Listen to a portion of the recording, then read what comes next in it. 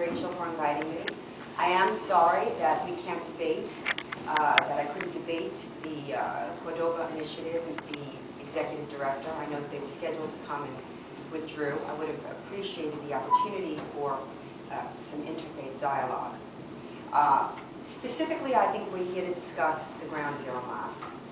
And before I go forward, I ask only that you be open-minded, that you listen, not wait to speak. I'm not saying that to be condescending. I just want you to hear my position. And I'd be happy to answer any and all questions. I will actually keep my remarks somewhat abbreviated so that I can take as many questions as possible. First and foremost, the Ground Zero Mosque is not a religious issue. At no time have I or anyone that opposes the building of a 15-story mega mosque in a building that was destroyed by the planes in the attacks on Ground Zero about religious liberty. At no time. It is an issue of human compassion. It is an issue of common decency. Here yesterday we memorialized the 69th anniversary of the December 7th Pearl Harbor attacks. 69 years, the second largest attack on American soil, second only to September 11th. At no time in these 69 years has the Japanese ever asked to build a Shinto shrine at Pearl Harbor. Nor would they. It would be incredibly offensive and deliberately provocative. And I insist that the Ground Zero Mosque is deeply offensive and deliberately provocative. There is no actual need, if we're going to talk about need for a moment. It is not a residential area. There is a $75 million community center going up a few blocks away in Valley Park City. Its name is deliberately provocative, Cordova, iconic of Islamic conquest over the West. Now, I know that you're probably taught that Cordova was a golden age. Golden for whom exactly? It certainly was not golden for the Christians and the Jews who lived under the Sharia, under Islam. They lived as dhimmis, under dhimmitude, denied basic human rights. It was the site of 2 Jewish pogroms. Thousands of Jews were slaughtered. Cordova does not evoke, for those who have an accurate knowledge of history, anything but Islamic imperialism over the West. So the name is deliberately provocative. And the building is Ground Zero. It's not 600 feet from Ground Zero. It's not around the block from Ground Zero. It was destroyed in the attacks, which is why a $25 million building went for $4.87 million. And I am insulted at the dishonesty of the argument. I am insulted that we're told that Sharif al-Gamal and Imam Raouf advocates for tolerance. And yet in his book, he advocates for the Sharia, which is radically intolerant Islamic law. I'm sure the girls particularly here have some cursory knowledge of Sharia and women living under Sharia in Muslim countries. It's not pretty. So the question is, not a religious liberties issue. The question is, why there? Why there? It is causing an enormous amount of pain to the victims' families. And yet we're told this is a mosque of healing. Well, clearly it's had the opposite effect. I know. I work with these families. An enormous amount of pain. And yet this pain is dismissed with callous indifference. This pain and grief is dismissed with an intolerance. Imam Raouf refuses to meet with the governor, who wanted to make some kind of a deal to move it, which, by the way, I do not support, because I don't believe my taxpayer dollars should be used to fund any house of worship. I believe in the separation of mosque and state. So I don't think the government should get involved, unless it's a land use issue. But by the same token, you see the New York City Council has declared December 14th as Hate Walmart Day. They've succeeded in stopping Walmart from building in the city. This I do not understand. What did Walmart do? But not the point. There's hypocrisy there. You don't want to get involved in the Ground Zero Mosque, but you're stopping Walmart from coming into New York City, which, by the way, would provide jobs, how many is untold, and give the poor an opportunity to purchase things they couldn't purchase regularly. But we're not going to do a Walmart thing here. It's just the point. Now, those that speak against the mosque have come under brutal attacks in the media. Yes, myself included. I'm not complaining. I'm just saying. I am not. You can't kill the messenger. There's a problem. Yes, whether you like it or not, those attacks were inspired by jihad. Today, as we speak, arrest was made in Baltimore by a Muslim trying to blow up a military training center. Last week, 25,000 people were targeted, women and children, families, in Oregon at a Christmas tree lighting. There's a problem. There's a problem. 20,000 Islamic attacks since 9/11 across the world. There's a problem.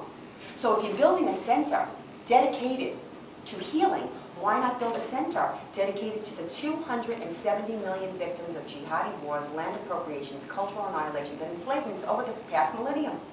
Or why not build an academic center dedicated to expunging these teachings, these violent teachings? But building a 15-story mega mosque looking down on the cemetery of Ground Zero is an insult, is provocative. And you have to ask yourself, where is the reciprocity? We're constantly being schooled in this hypersensitivity in the Muslim world. Don't run the Danish cartoons. 12 innocuous cartoons, Danish cartoons. No Western media would run them. Not one. Why? Because they were offensive. I've never seen the media care about being offensive, have you? It's a self-imposed Sharia. You can't run the Danish cartoons.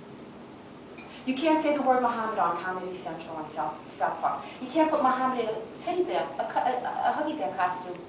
So one liberal, unknown cartoonist heard that story in Seattle and said, well, everybody draw Muhammad Day, not knowing what she was stepping into. Within 24 hours, she recants, Molly Norris. She recants, and still there's a fatwa on the head. Not only a fatwa, but she's had to go into hiding at her own expense. Lost her job, lost her name, lost her home, lost her life. Nobody, you ever hear of Molly Norris? How many people have heard of Molly Norris? Okay. She should be the poster girl for free speech. So we're constantly schooled on this hypersensitivity in the Muslim world. Where's the reciprocity? This is offensive to non-Muslims and Muslims of conscience. I have many Muslims write me that say it's a bad idea. That's it. I don't think the government should get involved. I don't think it's a religious liberties issue. I think it's a common decency issue. If all of us did everything we wanted to do under the law, it would be chaos. So how do we all live together in a multicultural, pluralistic society? By being kind. By being aware of your neighbor. By doing unto others as you would have them do unto you. That is essentially the argument against the Ground Zero Mosque. Not there. There are hundreds of mosques in New York City. There are thousands of mosques in America. It's not a mosque issue. It's the very idea of putting a mosque there. When you have the St. Nicholas Church, which was taken down by the towers, established in 1916, and they cannot rebuild. And yet you have the mayor expediting this, pushing this project, actually lobbying the feds for taxpayer funds from the 9/11 Lower Manhattan Development Fund. The 9/11 fund, they want $5.5 million. Here they said they wouldn't take any taxpayer money. Now, again, part of the morphing mosque narrative. It keeps morphing. Every time we say something, it morphs. It was a mosque. It was a mosque on the Cordova website. Now it's a press space. A press space is a mosque. We're not going to take foreign funding. Now it's all going to be foreign funding. We're not going to take the taxpayer dollar, and now they're applying to a 9/11 fund.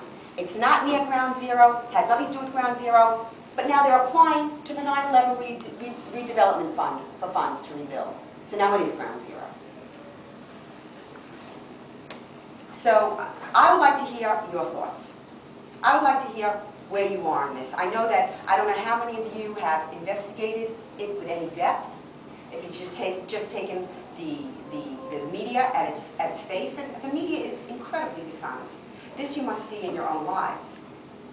And it must propel you. It must propel you to seek the truth. Don't take my word for it.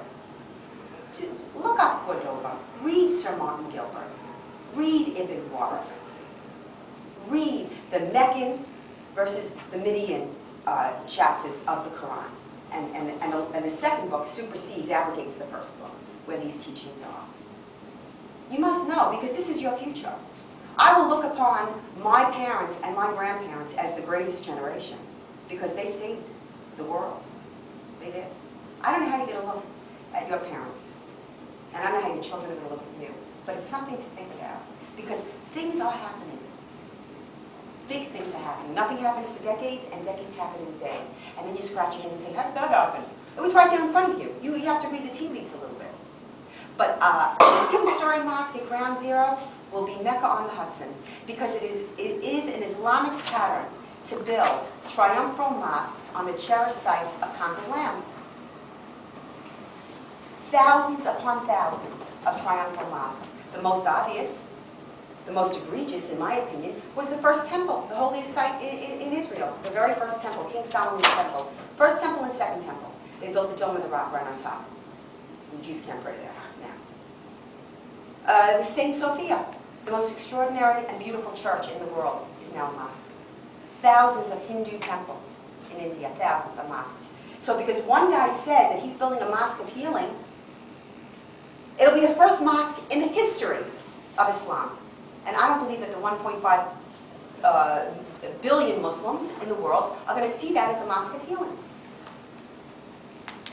But let me take some questions, if there are any questions on this issue. Yeah?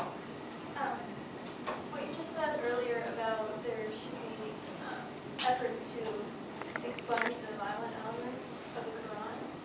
How do you feel about the violent elements that exist in the Bible? Because, you know, if you've ever read Revelations, if you've read the book of David, Leviticus,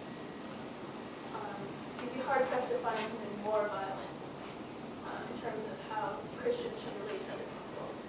So if you're for this sort of censorship of the Quran, why is there not this push for the censorship of the Bible? And I don't really know much about the Torah, so I'm going to say something about that. But, did everyone hear her question? First, let me say this. The violence described in the Old and New Testaments are by and large descriptive. They are descriptive. The violence in the Quran, Hadith, and Sirah are prescriptive. There's a world of difference. Now, if we move out of the realm of just talking, and you look at concretes, because as much as you're taught based on assumption, concretes, reality, is really all that counts. Because you can avoid reality, but you can't avoid the consequences of avoiding reality. And I don't see Christians killing in the name of Jesus on a daily basis. Upwards of 5 to 10 Islamic attacks a day. I do not see. I don't see it. And I don't see the Jews doing it either. I mean, I'm talking about actual people being slaughtered. I'm talking about genocide. I'm talking about Christians in Indonesia and Thailand and the Philippines and Ethiopia and Somalia and Lebanon and Israel and Europe. I mean, if you're referring to, you know, Muslims having a history of building, you know, these triumphant mosques, how are you ignoring, like, European history where, you know, Europeans in the Iberian Peninsula expelled Jews? Yes. And they expelled Muslims. Yes. So, to me, it seems that they both have this sort of history of, I mean, I don't know, but... No, I understand, like and I agree with you. and there is egregious acts in history. But those are the last wars. Right now, we're living in this period right now. And right now, there is a war on the West.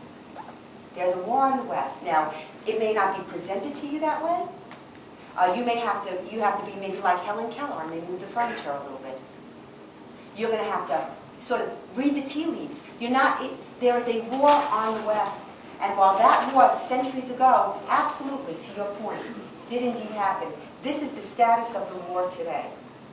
And I don't see how that mosque won't be Mecca on the Hudson. I don't see it. The site of the largest attack on the West. Yeah. Well, you talk about how we've got this war today to consider, and how that should be a basis for us not supporting the building of a mosque. Don't you think that's a very reactionary philosophy, and that if we just keep going based on the case of what happens to be happening in the current, then we're going to be, possibly expunging valuable freedoms and ideas just because some antagonistic group has, made it appear less appetizing to the American public? Well, I don't suggest that we censor anything. And it certainly cannot be me, or cannot be the West, that reforms these Islamic teachings. This must come from Islam. This cannot come from us, just as the Vatican II, the period of enlightenment for Christians and the period of enlightenment for Jews. I believe Islam needs the same kind of enlightenment, but it doesn't matter what I say. This must come from within the Muslim world, and we must support these voices. I don't believe that by supporting Islamic supremacists over the moderates and the reformers is the correct strategy. I think it's enormously harmful, and harmful to Muslims and non-Muslims alike. Look, who has suffered more at the hands of jihad than Muslims? I mean, more so than non-Muslims. So, yes, I believe that it needs reform, and I don't believe that we can do it, and no, I do not believe in censorship.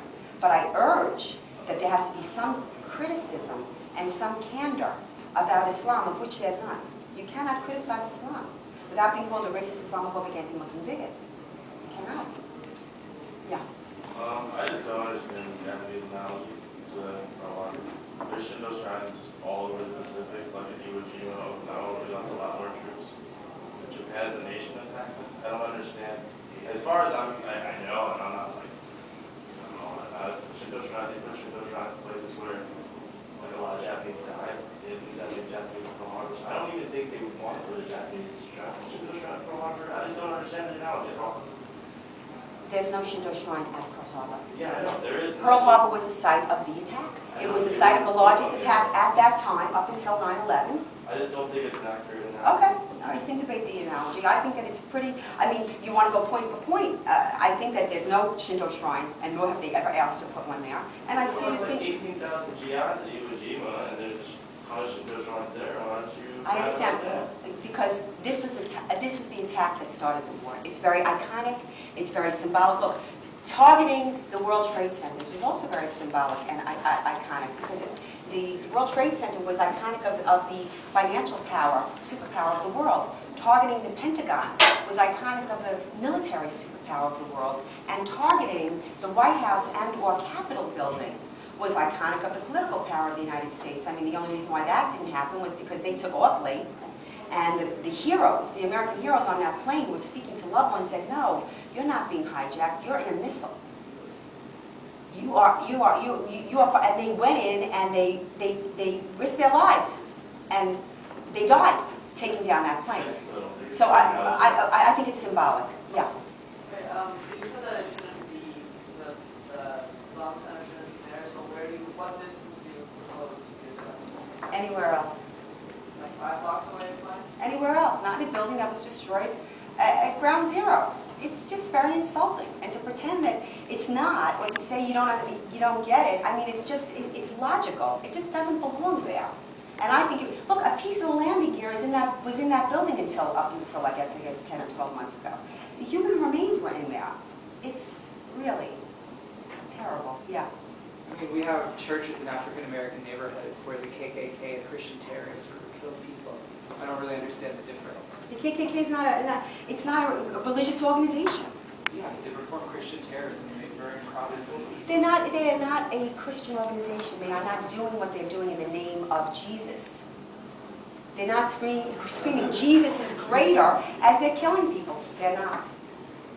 I certainly wouldn't suggest putting a KKK shrine on 16th Street by where those black children were killed. Certainly not. And I wouldn't. I would be just as vocal against it. But it's not a religious issue. Yeah.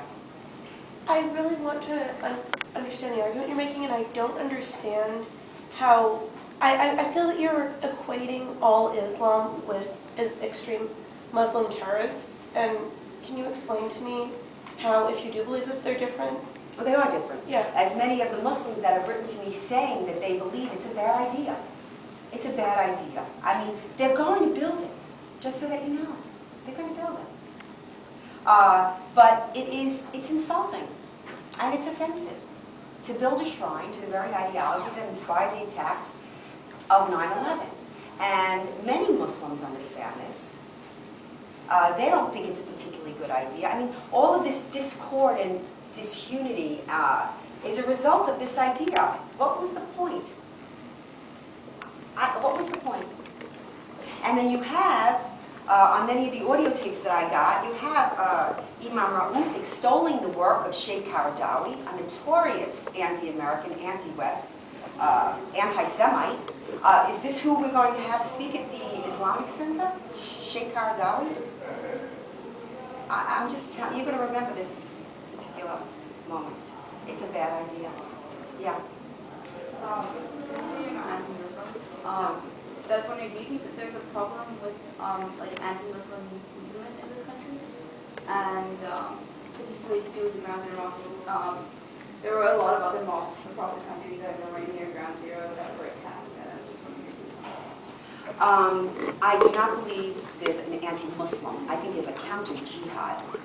And rightly so. I mean, jihad is harmful to living things. As far as the mosques that were, you say mosques were Attacked in other cities. I have to say, just so that you know, according to the latest FBI report, hate crimes against Muslims is at its lowest since, this is, check, everybody check everything that I say. I insist, by the way. FBI report, latest report, anti-Muslim hate crime is at its lowest since 9/11. Versus anti-Semitic attacks that are 10 times higher, record highs. I don't believe in hate crimes. Just so that you know, vehemently against all crime, and think it should be prosecuted to the fullest extent of the law. By the same token, I don't believe you should prosecute the hate crimes. I don't. I think that crime should be prosecuted, but what is a hate crime? What is a hate crime? You're calling somebody a name? Look, at the end of the day, okay. It's an encroachment on free speech. If somebody does something illegal, they should be prosecuted to the full extent of the law.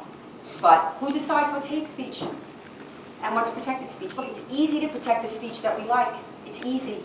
That's a no-brainer. It's the speech we don't like that needs protection, because then who's going to decide? Who's going to decide what's good and what's forbidden? The government? The UN? Who? Could I answer your question? Yeah. So I agree. I'm like a huge proponent of free speech, and that's something that I love about what you say.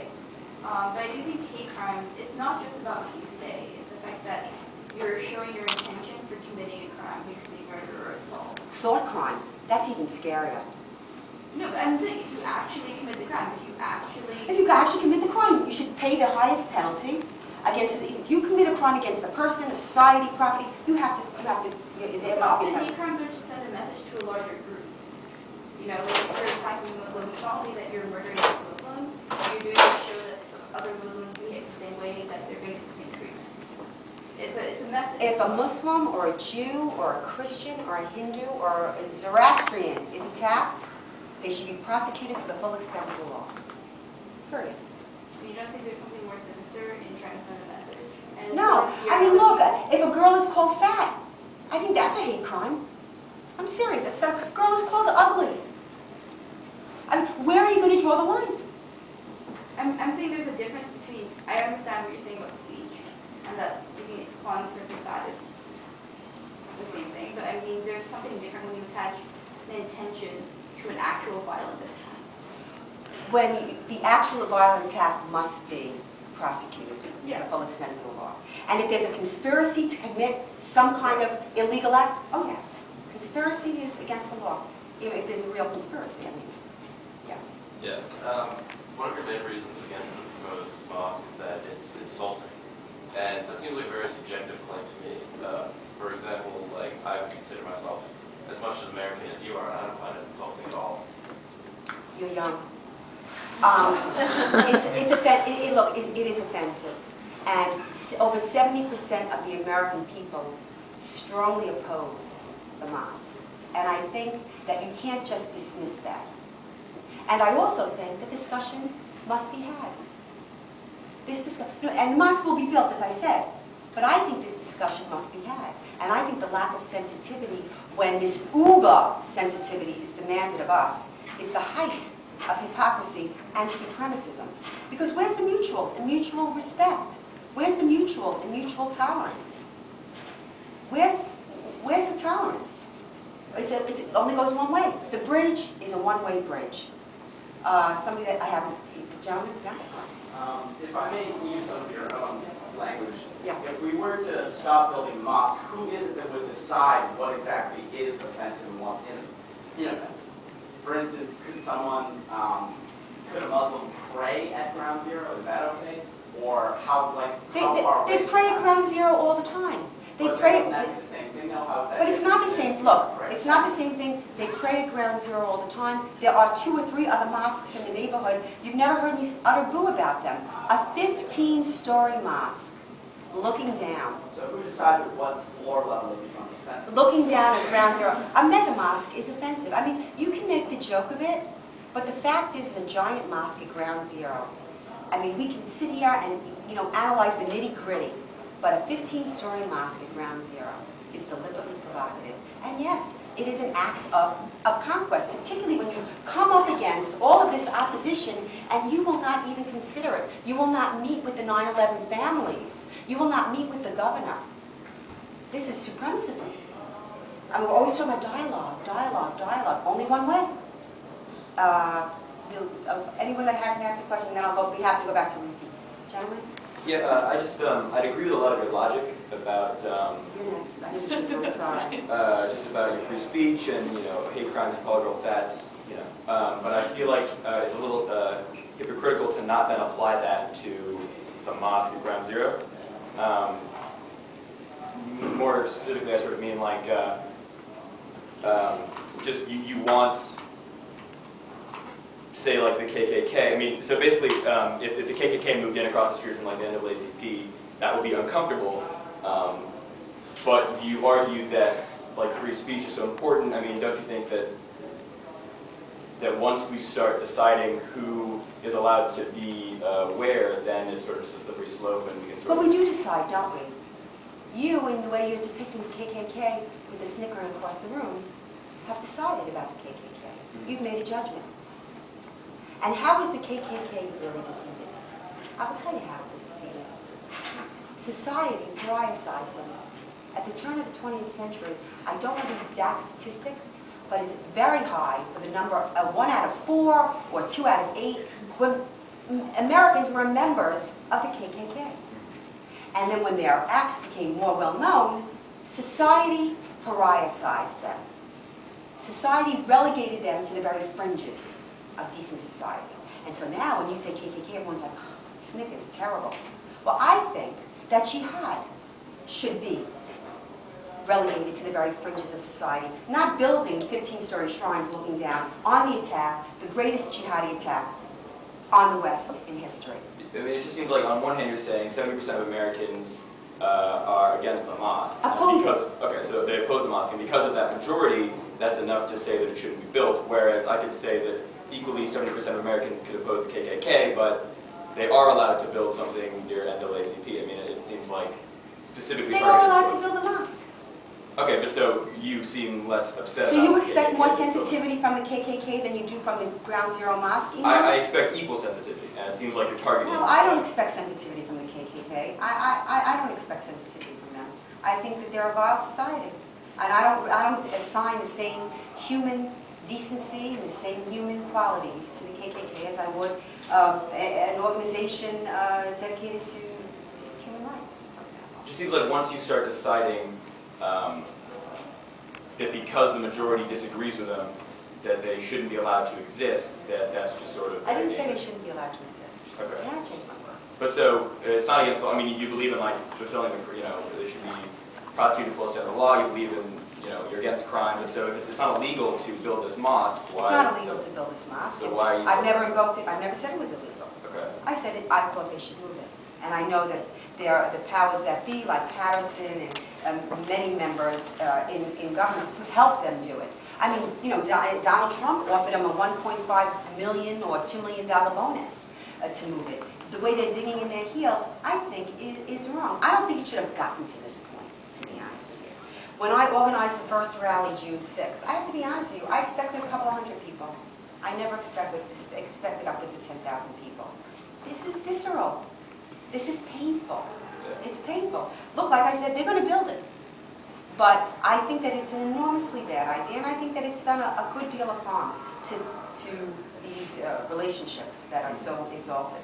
This girl who's having it for a while. Thanks. Well, I guess I just see a contradiction even in your own internal logic. Like earlier in your presentation, you said that, like, when that girl did the whole draw on Muhammad Day, and that we should like protect her speech even though people thought that it was offensive, and that like maybe the most like hateful, vile speech should be protected even though it might be offensive to like everyone. But your argument is essentially that the mosque is offensive to you. And so it's not like, I'm not asking is it truly offensive or is it not, but like why in this case of what you see as like the most offensive possible sign of religious expression should we still not uphold the right to religious freedom that you invoke in praise? I do uphold the right to religious freedom. No, I know, but I mean like you're actively starting a campaign to say that they shouldn't be allowed to worship there, or that they shouldn't choose to worship there. They should move the mosque. It's just essentially that they should move the mosque. They don't have to. I certainly would not invoke any law, but yes, I believe they should move the mosque. America was attacked, slaughtered. I don't know if any of you, I don't know how old you are. So you were what, 9, 10? You were 12? Any of you in the city at the time? So the stench of steel and plastic and human flesh that hung in this city for months. It's a bad idea. No one's saying they can't do it. No, But in the interest of furthering this sort of marriage between Islam and America, why would you do that? Why would you do it? They're going to do it. They're going to do it, and they're going to do it despite all of the pain and the grief. It is pain. It is. It's a very, very painful idea. And that they wanted to break ground on September 11th. That they're calling it the Cordova. I mean, this is just one club to the head, club to the heart, after another. And I guess I don't know if it's laudable to fight for this right, but I just find it so inhumane. That's it. That's where the argument stops at that. And it's not as if they've made an attempt like, oh, we didn't know it was going to hurt so many people. We'll move it. So many opportunities to move it, and they have not even met with the governor. They haven't even considered it. Why? Why dig your feet in, dig your heels in like that? I mean, if the shoe was on the other foot and this was America, I mean, I imagine that you would be excoriating America for not being sensitive to X, Y, or Z. But this blanket, this tacit sanction of so radical and extreme an ideology, it surprises me that the young carries the water for so radical and extreme an ideology. It does, because you're supposed to be, the bearers of all things liberal, freedom, and so on. Yes? We've talked a lot about the West as sort of this like group of nations or whatever. Do you think that that's a good distinction to make still, like in terms of America trying to, cooperate and,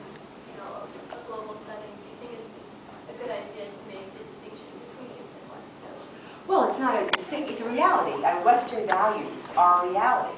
And certainly I think the best system of human governance and human ideals took centuries of thought and blood and toil to get to this place in history. And I don't believe in subjugating women. And I don't believe that women are property. And I don't believe that saying it makes me a bad person. I extol Western values. And I am an advocate of American exceptionalism. To your point about American exceptionalism, well, I don't know if you knew that you were making that point. Do I believe in American exceptionalism versus international law or internationalism? Yes. Yeah, I do. I believe in American exceptionalism because America was founded on the basic principle of individual rights. Everything noble and great and magnificent and just that this country achieved was a logical fidelity to that principle. So when people speak about American exceptionalism, what they're really saying is individual exceptionalism. America was the first government in human history, the first moral government in the history of man that was based on individual rights.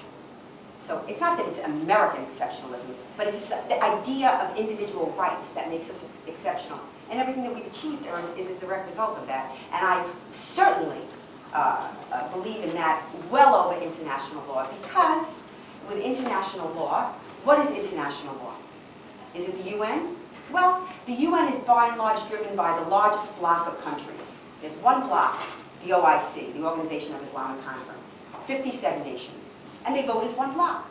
And so they're voting to restrict free speech under the Sharia, do not defame Islam. And for the first time in American history, the U.S. president co-sponsored a restriction of free speech resolution at the UN with Egypt. I don't think that's a good thing.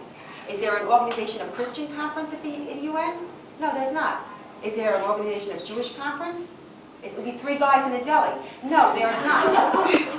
There's an Organization of Islamic Conference that drives the bus now, because they're the largest bloc of voting nations. So to your question, absolutely not. I believe in American sovereignty, and I think that America has been a force for good. Now, you can. I know you're going to throw some she ain't perfect, but she's the best. You won't like what comes after America. You may all be, working towards that. What was that? Are there things that you think that we can learn from the East? I think there are things they can learn from us. But that's not my question. No, the East it's too, what are you talking, Buddhism? I mean, you have to be more specific. Well, I mean, you were the one who made the distinction between the East and the West, so I'm asking. Western values, I didn't mention East, I meant Western values versus all other, I believe it's the superior civilization.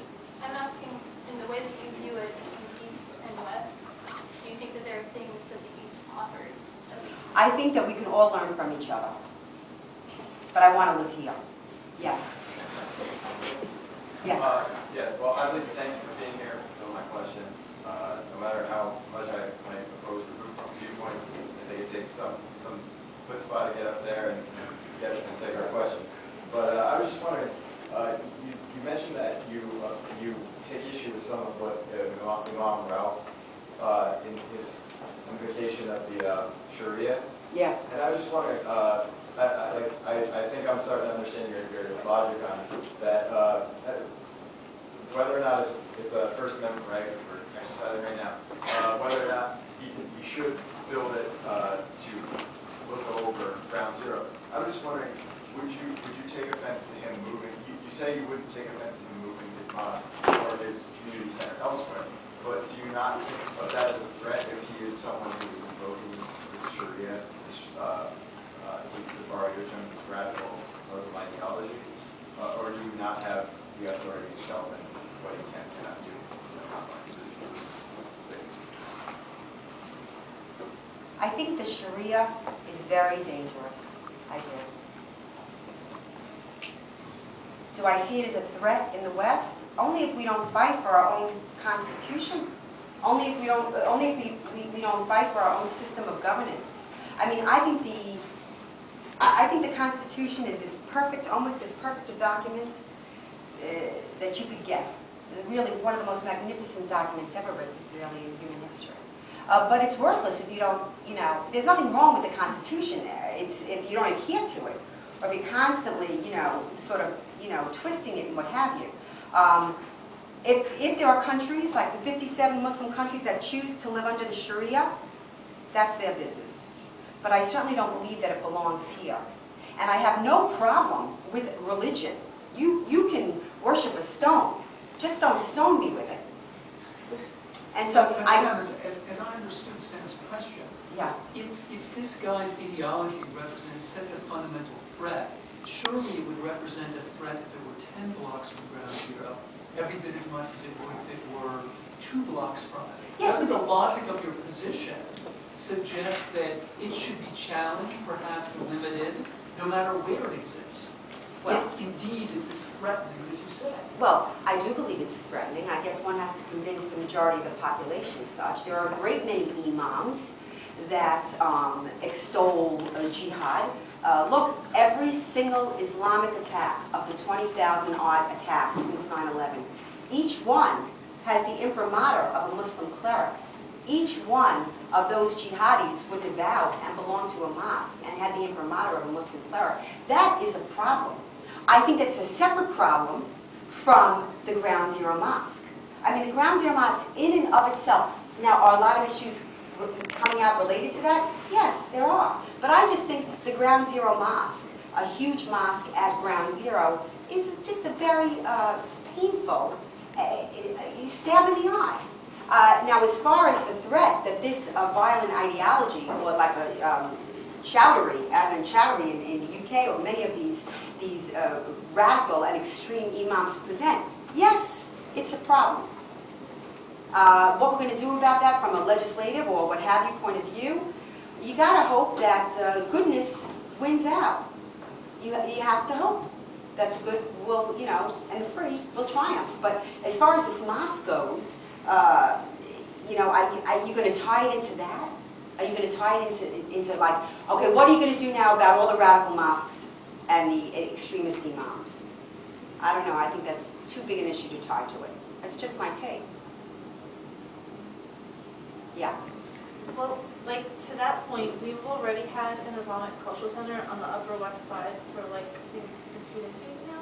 So you would then say that should stay, or on the opposing point that we don't want to have this. Never said it shouldn't stay. So I never spoke. There are hundreds of mosques and Islamic centers, thousands in America. Again. But specifically in New York and DC, because that's where they were hit at 9/11. Was that building that the Islamic Center destroyed in the 9/11 attacks? No. Okay. I have a problem with that. I have a problem with a building that was destroyed in the attacks. And I believe that's why it was chosen.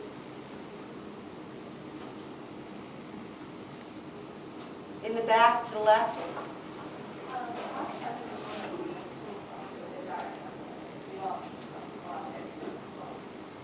And we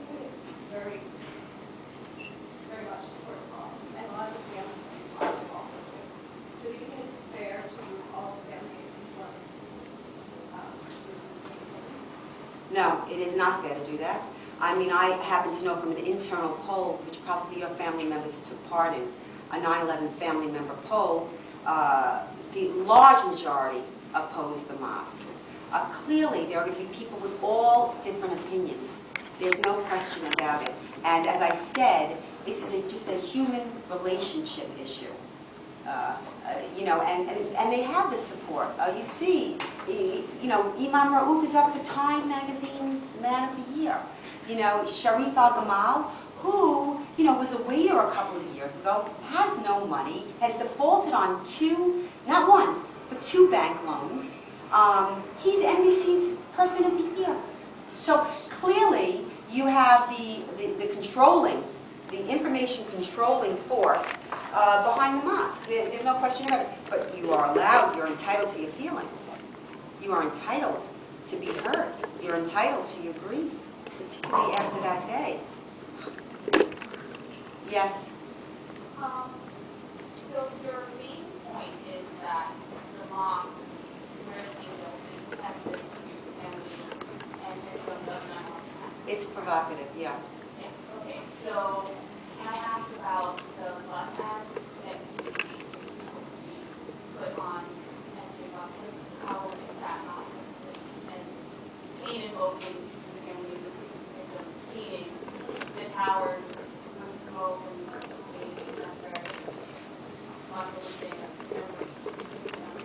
so a bus ad that says ground zero, why there, with a picture of the towers as with the plane approaching, and a picture of the ground zero mosque, that's offensive, but a ground zero mosque is not.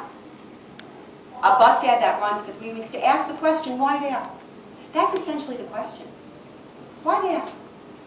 Why create this? Why there? This incredible amount of unhappiness. I think it's great that you guys are out there, you know, fighting for the right. They have the right. There's no fight. They're going to build. I think that before you went to speak about the mom, that if people stand in the eye to victims, like that image.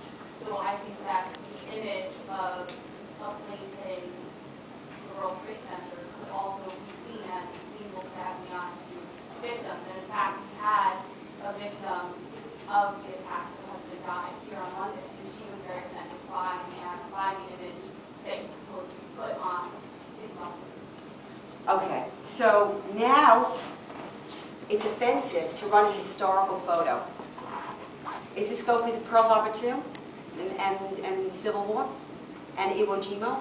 That the picture of a historical event, and by the way, the bus ad that she's referring to, I was prohibited from running originally because 9/11 images were banned. I was so struck by that. I was shocked. I said, what do you mean it's banned? This is American history. This happened to us. You can't use a picture. I said, what do I have to do to use the picture? They said, take out the plane. So I removed the plane. And it was rejected again. I said, why are you rejecting it again? They said, well, there's some smoke in the background. You've got to take out the smoke. I took out the smoke. I wanted the ad to run because the media was doing its best to shape the narrative. So I took out the smoke. And there was 2 towers, crystal clear day, and it's true, in the corner there was a tiny little plane. Just a plane in the corner, tiny. They grabbed me back, they go, take out the plane. I go, what are you saying? It's a plane, it's on the other side of the sky. It's a plane, planes fly, planes were flying over New York before 9/11. They said, take it out. So I submitted the ad, just the towers, no nothing, clear day, no plane, and still they wouldn't take the ad. And I sued them on Friday night. And they caved on Monday morning because it is a free speech issue. So we can't run images of 9/11, but they can build a 15-story mega mosque, and that's not insulting. And that's not offensive. Do you see it? Yeah. You speak about like the reciprocity, or that there is no reciprocity, that we're only preserving,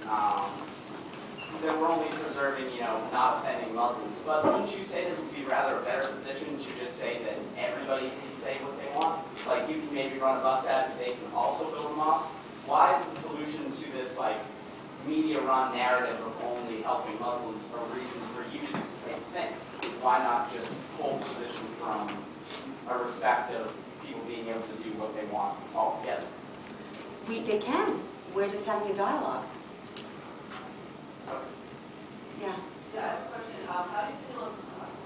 How do you feel about the fact that in marginalizing or alienating Muslims, that creates the conditions for further further extremism in the country? Because that has been found in other countries. I don't see a marginalization, to be honest with you. They're completely free here. They're freer here than anywhere else in the world. And there are many Muslims that are not free to speak out against these things because they're vilified within their own communities. We have to make it safe for them.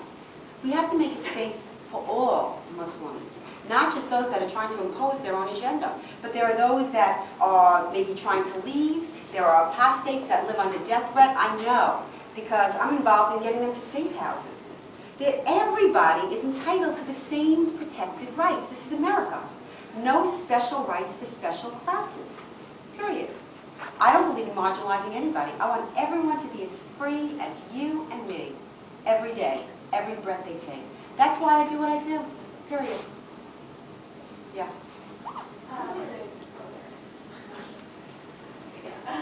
Just like a minor question. You talk about like individual rights and how our country kind of preserves that. Do you see that only happening in this country? Like, how about like our international relation policies with the Middle East, our like support of dictators, our coups on people that did propose policies that may have not been pro-American, but they were supported by the majority of people? Well, I am an individual rights advocate, so you will not hear me supporting America supporting dictators, regimes. I do not believe in foreign aid to countries where it just lines the pockets of the fat cats and it never gets to the people. And I couldn't agree with you more. We should not be giving aid. What we should be doing, and what you should be doing, and what the Peace Corps should be doing, is teaching political freedom and teaching individual rights. And that's what we should be exporting. And so, to your point, I thoroughly agree. Thoroughly agree with you. And I think we need a major shift in our foreign policy motives. And so you won't get any argument from me there, none whatsoever. Yes? You said the mosque is going to be built, definitely, and kind of there's no fight. So going forward, kind of what is your end goal? Well, if it's definitely going to be built, like, yeah, I think it's going to be. I think it's going to be built, but we're going to voice our opposition. I mean, next December 14th, the New York City Council has declared Hate Walmart Day. This is the New York City government. Has declared Hate Walmart Day, and they're holding hearings, and we will be at that hearing. And we will be protesting the mosque at that hearing, where you'll be completely hypocritical. You won't get involved in the mosque, but you're stopping Walmart. There's a Kmart at the Penn Station, there's a Home Depot, there's a Lowe's, but you're banning Walmart. Now, I don't own stock in Walmart. I don't know anybody at Walmart. I don't care about Walmart. But I think people should know what their government is doing. Yeah. One of your arguments was that the majority of 9/11 opposed the mosque. This was according to an internal poll of the 9/11 families. Yeah. And it's insensitive, but at the same time, during the civil rights, the majority of the white South thought about segregation was a good idea, and yet you still have the Civil Rights Act. Yeah. Well, America didn't think it was a good idea, and they were wrong. They were wrong on their face. And America didn't think it was a good idea. I don't care what the American South thought. We beat them. They lost. And that was long overdue. That was long overdue. To base a decision off of the emotional motivation of the majority isn't necessarily creating that as opposed to creating a law. Oh no, I agree. I totally concur. I totally concur. I do not believe in mob rule. And I'm not suggesting it or implying it, but clearly America was attacked. It was the worst attack ever. We're suffering every day, every day. You don't know what it was like to travel when I was young. You don't know. You don't have a clue. How fabulous it was. You actually get dressed to go to the airport. I mean, it was really exciting. And yeah. And nobody groped you, and it wasn't like going into the gulag. I mean, or going to a building in New York City. You know, where you weren't carded to go into a building in New York City. Your life has changed in ways you don't even know. You don't know what it's like to really be free. I think it's terrible what's going on at the airports. The groping. Now they're internally planting bombs in the sphincter. What are they going to do then? They're going to have proctologists at the airport screening? This is no way to win a war. And it is a war. And it's costing us a bloody fortune, this Operation Fetal Position. Yeah. On the issues of the OSAS, don't you think that that juxtaposing those two images implicitly equates simple Islamic worship with the terrorist attacks of 9/11? I I didn't imply it. The 19 Muslim terrorists screaming Allahu Akbar as they crashed their planes into the buildings, they implied it, not me. I mean, Allah Akbar is not great. Actually greater. It's a superior thing. I mean, it's certainly an example of Islamic extremism, but it doesn't have to simply equate Islamic extremism with simple Islamic worship. No, I mean, I don't see it that way. I'm not collectively, because there are many Muslims in my camp. But that attack was inspired by jihad. And so you can't not equate the two. And he, Imam Raouf, in the first article in the New York Times on December 8th, 2009, said that, quote, New York City is the capital of the world, and that building is iconic of 9/11. He tied it. Then are you equating jihad and with simple Islamic worship? I don't get the step from there's a Islamic. I don't believe every Muslim is a jihadist. Do you? No. But I don't understand if jihad is what you're against, not Muslims. It's not what jihad or anti-jihad, not still anti-Muslim or Arabic or anything. But I don't understand then why this mosque is offensive. It doesn't symbolize jihad. It's really very simple. I don't see it as simple. I understand that you don't. I understand that you don't see it as simple, but it really is very simple. These were acts of jihad inspired by Islam that went into the towers and wiped out this city. And do you really believe for 1 second that they thought that the buildings were going to invert in explosion? They meant to take out all of Lower Manhattan. Then should we tear down all the churches in Jerusalem? No, but you don't tear down all the churches in Jerusalem. Why would you do that? Because of the Crusades and thousands upon thousands of people that were massacred. Many. The Christians are not killing the Jews now.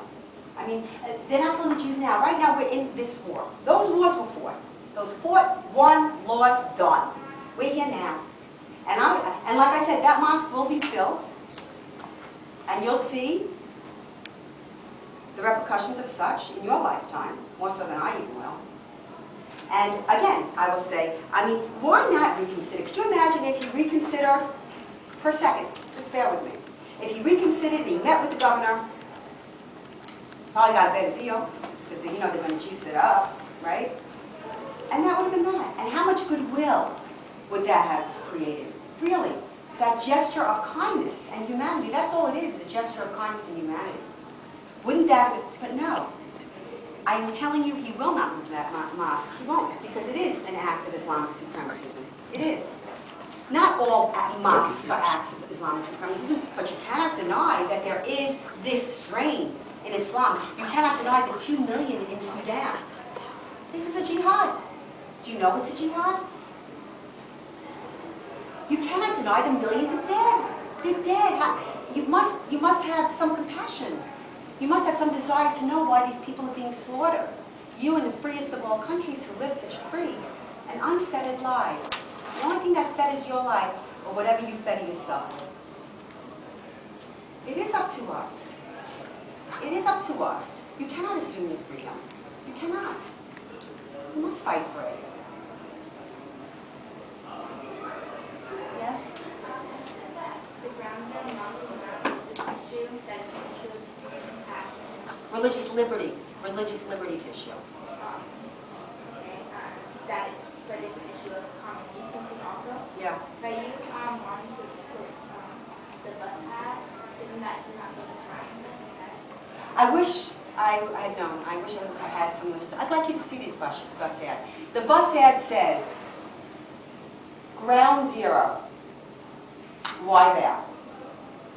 And it has on the left the towers on the day of 9/11, September 11, 2011. And it had at the time the rendering of the mosque, which was supposed to break ground according to Daisy Khan in May of 2010. In USA Today and the Daily News to break ground September 11, 2011, 10-year anniversary. Which I find to be spectacularly outrageous. That's the end. I cannot believe that anybody in this room who believes that the Ground Zero Mosque is a good idea could take issue with an ad like that. If one is not a problem, that certainly is not And I don't believe that those images should be embargoed. Who are we protecting? We were attacked. It's not our fault. We don't have to hide. It's like a rape victim who doesn't go to the authorities. You don't have to hide. Question here? Yeah. So you're saying to not build a mosque, to ask to not build a mosque, there's not anti-Muslim or racist, right? Right. Did you ever see the piece, The Raging Tide by Ariana Fauci? I did. You did, right? It's a book. It's a book? It's a book. I remember her publishing it specifically after one.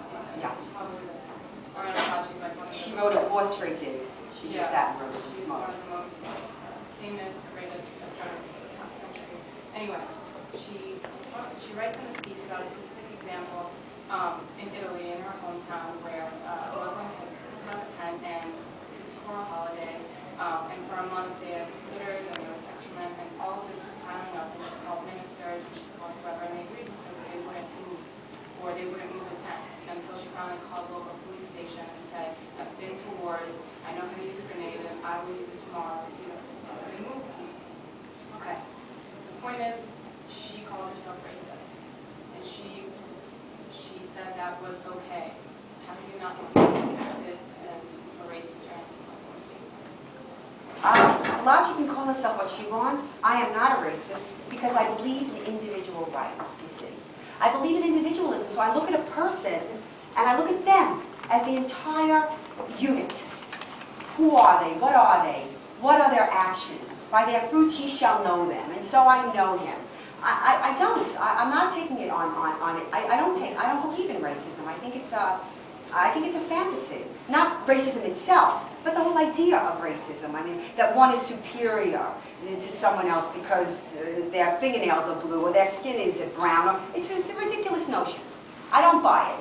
But I do believe that there are people that wish to impede, impair, halt, provide obstacles to freedom and women's rights, and so on and so on. And this is what I fight for.